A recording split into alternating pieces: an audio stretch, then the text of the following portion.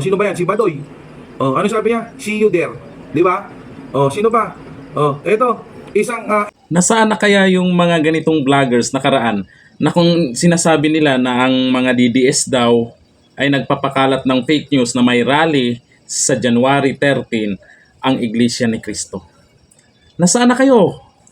Ang iba nagbura ng mga post. Ang iba nagbura ng mga vlog nila na sinasabihan na ang mga DDS, fake news, hindi totoo, hindi walang magaganap na rally sa January 13.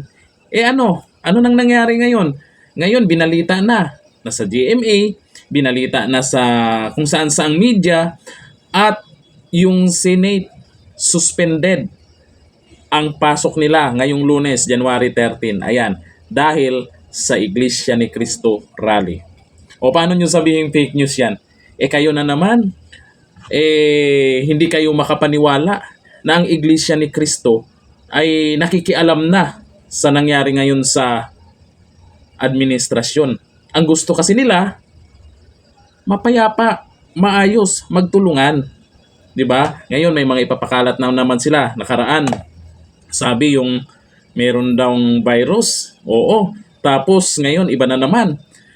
Pinapakalat nilang fake news. Sus. Ito ang nangyari. Pag na-booking, tameme. Pag na-booking, binubura yung mga post. Paano yung nasabi niyong si Loren at si Menay ay fake news? Paano yan? Nagkatotoo. May rally nga. Sino ngayon ang fake news?